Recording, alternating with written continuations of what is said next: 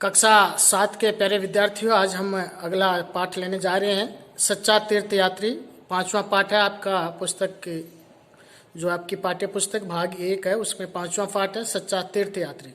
तो देखिए, तीर्थ स्थल किसे कहते हैं?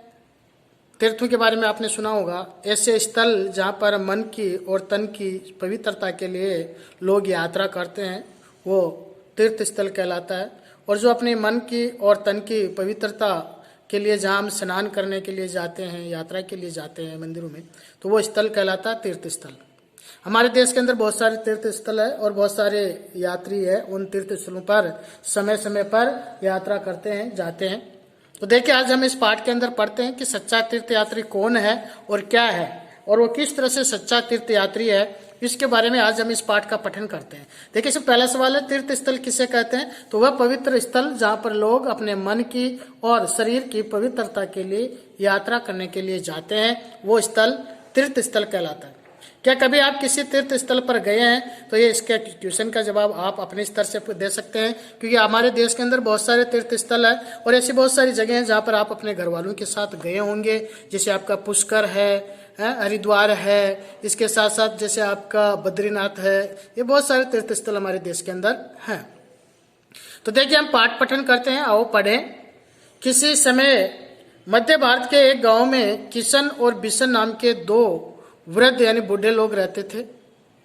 वे बचपन से ही साथ में खेले कूदे और बड़े पड़े थे, यानी उनमें घनिष्ठ अच्छी क्लोज फ्रेंडशिप थी, बहुत अच्छी मित्रता थी, गहरी मित्रता थी।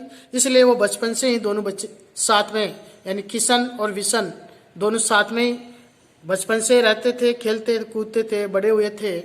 उनकी मित्रता काफी पुरानी थी और घनिष्ठ थी।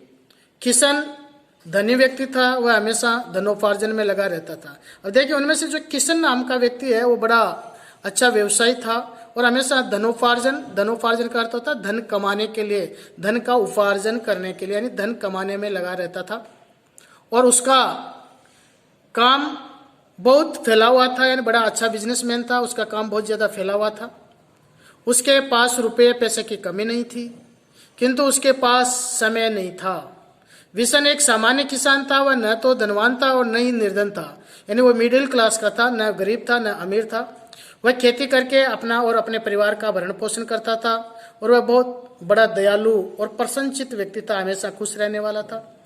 वह उतना धनोपार्जन कर लेता था कि उसके परिवार का भरण पोषण आराम से हो जाता था, यानी इतना धन वो कमाता था जिससे उसके घर का सही खर्चा निकल जाता था, अपने परिवार के अंदर कोई प्रॉब्लम नहीं आती थी। देखिए दूसरा पैराग्राफ। दोनों मित्रों ने बहुत पहले हरिद्वार की तीर्थ यात्रा करने की प्रतिज्ञा की थी। अब देखिए, हमारे देश के अंदर सबसे बड़ा जो तीर्थ स्थल हम मानते हैं हरिद्वार। तो देखिए, किशन और विशन दोनों ने कहाँ की तीर्थ यात्रा करने की प्रतिज्ञा की थी? हरिद्वार की तीर्थ यात्रा करने की प्रतिज्ञा की थी। विशन तो सदा चलने के लिए तैयार रहता था, परंतु किशन को समय नहीं मिलता था। किशन को समय क्यों नहीं मिलता था? क्योंकि वो बड़ा व्यापारी था, धनोपार्जन में लगा रहता था, बहुत सारा काम उसने फैला रखा था, इसलिए उसको समय नहीं मिलता था। उसके पास हमेशा कुछ न कुछ काम निकल आता था। एक काम समाप्त होता तो दूसरा काम आ जाता था। उसे कभी चैन नहीं था, चैन यानी आराम, वो कभी भी आराम से नहीं बैठता था। इसी तरह से देखिए तीसरा पैराग्राफ। एक दिन विशन ने जोर देते हुए, यानी उसको दबाते हुए कहा, क्यों किशन? विशन ने किशन से कहा, क्यों किशन, हम अपनी तीर्थ यात्रा पर कब जाएंगे? ऐसे तो हमारी उम्र निकल जाएगी और हमें फुर्सत नहीं मिलेगी। अब तो समय भी निकालो, अब तुम समय निकालो, नहीं तो ऐसे हम बहुत बूढ़े हो जाएंगे और फिर तीर्थ यात्रा पर नहीं जा पाएंगे। इसलिए किशन का चेहरा उदास हो गया, बोला, अभी हमें और प्रतीक्षा करनी होगी, मेरे पास तीर्थ यात्रा के लिए पर्याप्त धन नहीं है। तो इस तरह से उसने जवाब दिया। विशन ने फिर हंसते हुए बोला, तुम्हारे पास मुझसे 20 गुना अधिक धन है और फिर भी तुम ऐसी बात करते हो।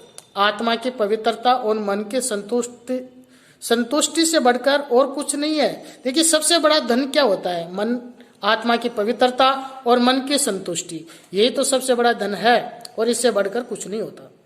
तीर्थ यात्रा से आत्मा पवित्र और मन संतुष्ट होता है। हमने तीर्थ यात्रा की प्रतिज्ञा की है, अतः हमें अवश्य चलना चाहिए। अब देखिए, हमने प्रतिज्ञा कर ली थी, संकल्प कर लिया था, इसलिए हमें यात्रा करने के लिए जाना भी होगा। अंततः विशन के जोर देने पर किशन सहमत हो गया और दोनों ने तीर्थ यात्रा पर जाने की तैयारी कर ली। देखिए, किशन ने अपने एक साथ बहुत सारा धन लिया। उसने सोचा कि रास्ते में पैसों की कमी नहीं होनी चाहिए। विशन ने केवल उतना ही धन लिया जितना तीर्थ यात्रा के लिए आवश्यक था। किशन ने अपने पुत्र को प्रत्येक कार्य के बारे में समझाकर उसे बताया कि कब, क्या और कैसे करना है। दूसरी ओर विशन ने ईश्वर का नाम लिया और प्रसन्नता से तीर्थ यात्रा के लिए चल पड़ा। अब देखिए, दोनों ही मित्र बड़े साथ हुए थे, लेकिन दोनों में कितना अंतर है। दोनों साथ चल पड़े। विशन रास्ते में ईश्वर का भजन गाते हुए प्रसन्नता से चल रहा था। उधर किशन के मन में शांति नहीं थी। उसे अपने घर की चिंता लग रही थी। वह हर पल अपने काम और अपने बच्चों के बारे में सोचता था। वो उसी सब के बारे में सोचता चल रहा था। चलते चलते दोनों एक छोटे से गांव में पहुंचे। उस गांव में अनावृष्टि से त्राही त्राही मची हुई थी। देखिए, अनावृष्टि क्या होता है? अनावृष्टि का अर्थ होता है बरसात बिल्कुल नहीं होना, यानी सूखा पड़ना, जिसको अपने राजस्थान में कहते हैं अकाल पड़ना, यानी बिल्कुल बारिश नहीं होती। अन प्लस वृष्टि, अनावृष्टि। त्राही त्राही यानी सब लोग बहुत दुखी थे। दुख के कारण हाहाकार मची हुई थी। लोग भूखे मर रहे थे। दोनों मित्र रात गुजारने के लिए एक झोपड़ी की तरफ गए। उन्हें झोपड़ी में से कुछ लोगों की कहराने की आवाज सुनाई दी। दुख के कारण कहराने और रोने में अंतर है। दुख से पीड़ित लोगों के रोने की आवाज सुनाई दी। उन्होंने दरवाजा खटखटाया, परंतु दरवाजा नहीं खुला।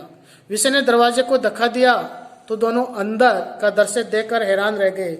झोपड़ी का वातावरण बहुत ही दयनीय, यानी बहुत ही खराब था, दुखी था। एक औरत धरती पर मरणासन अवस्था में पड़ी थी। मरणासन का कहता है जस्ट मरने वाली थी, ठीक उसी समय घटित होने वाली थी, मरने वाली थी।